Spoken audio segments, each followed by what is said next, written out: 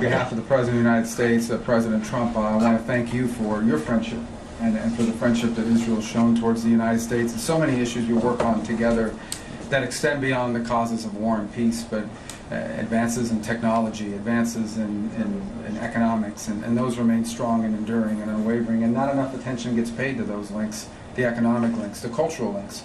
We're here today, by the way, later this evening to inaugurate and to open to the world perhaps one of the most important archaeological sites in the planet, and one that has deep meaning to so many people in the United States as well, in the Pilgrim's Road over at the City of David, and so it's an honor to be here and be a part of that.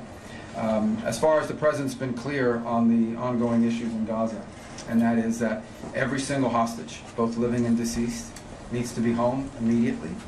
This demand highlights several important points. First, it demonstrates America's unwavering support for Israel, not only in terms of defense, but in moral solidarity. When one nation's citizens are brutally kidnapped, it becomes an attack on humanity itself, and silence in the face of such horror would be complicity. Second, it stresses the idea that peace in Gaza is impossible while Hamas continues to operate as a militant force.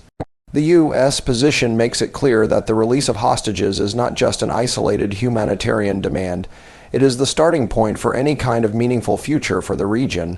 Without it, discussions about rebuilding, coexistence, or prosperity cannot even begin. Hamas can no longer continue to exist as an armed element that threatens the peace and security, not just of Israel, but of the world, and that the people of Gaza deserve a better future, one that cannot begin until Hamas is eliminated and until all of the hostages, both living and deceased, are home. And he remains committed firmly to that objective. And that's what we seek to talk about today, have talked about today, and will continue to talk about, and that is the road forward on how to achieve those things. Those objectives remain. Those objectives remain in place. Beyond that, obviously, we cooperated and were involved together just a few weeks ago on the issue of Iran and Iran's desire to possess not just nuclear weapons, but short and mid-range missiles with the capability of threatening our presence here in this hemisphere, in this region. And one of the most important points is that Iran is not only chasing nuclear capability, but also the missile systems to deliver those weapons. Short and mid-range missiles with nuclear warheads could easily reach cities in Europe, putting millions of lives at risk and turning the balance of global security upside down. If unchecked, this ambition would embolden other hostile powers, trigger arms races, and undermine decades of international efforts to control nuclear proliferation. The world has seen the devastation of nuclear weapons only twice in history, and allowing such technology to fall into the hands of an aggressive and radical regime would almost guarantee a future catastrophe. This is why the United States insists on maximum pressure, both economically and diplomatically. Sanctions are not just about punishing Iran. They are about cutting off the financial lifelines that fuel these dangerous projects. Every restriction placed on Iran's economy is a barrier against their ability to fund uranium enrichment, missile development, and terrorist networks. The U.S. strategy also serves as a signal to allies and adversaries alike. America will not allow the most dangerous weapons to be developed under the shadow of extremist control. And of course, the safety and security of the Jewish state. But I would venture to say a threat that actually extends well beyond that, to the kingdoms of the Gulf, and eventually even into Europe. In fact, some of the missiles they're trying to develop now can already range countries in Europe. And so a nuclear Iran, governed by a radical Shia cleric, that possesses not just nuclear weapons, potentially, but the missiles that could deliver those weapons far away, is an unacceptable risk, not just for Israel, not just for the United States, but for the world. And that's why the President continues with our campaign of maximum pressure. There will continue to be maximum economic pressure on Iran until they change course. That's why we are encouraged to see our partners in Europe begin the process of snapping back sanctions on Iran. They are clearly out of compliance with what was already a flawed deal to begin with. And we encourage them to continue down that road. We 100% support that. That is exactly... The alliance between the United States and Israel is more than just a political partnership. It is a bond woven from history, shared values, and a vision for the future. When American leaders emphasize that this relationship extends far beyond defense, They are reminding the world that what unites these two nations is not only the fight against common enemies, but also the pursuit of innovation, progress, and cultural connection.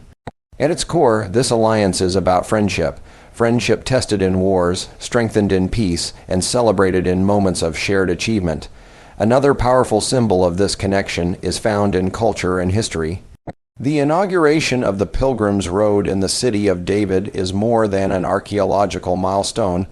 It represents the deep spiritual and historical ties that connect Americans, many of whom trace their faith traditions back to this ancient land.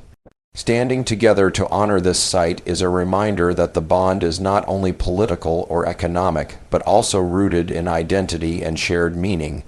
This cultural layer of the alliance adds a depth that cannot be measured in treaties or military aid. It is about heritage, memory, and a recognition of the values of freedom, resilience, and faith. The alliance also serves as a beacon in a region often clouded by conflict. For Israel, the unwavering support of the United States provides security against threats that surround it on all sides.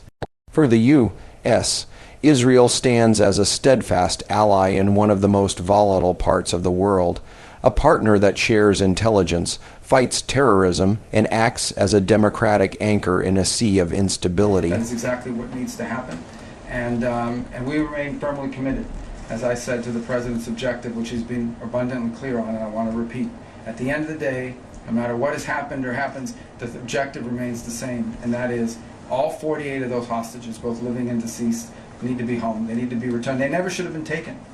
What happened on October 7th was an act of unparalleled barbarism, and what's happened since then have been repeated acts of unparalleled barbarism on the part of Hamas. Hamas needs to cease to exist as an armed element that can threaten the peace and security of the region, and the people of Gaza deserve a better future, but that better future cannot begin until Hamas is eliminated. That better future and that kind of peace is not even possible until the hostages are released, all of them, every single one. And so that's what we continue to be focused on. That's what the President wants to see happen, and that's what you can count on our unwavering support and commitment to see come to fruition. Thank you. Thank you very much.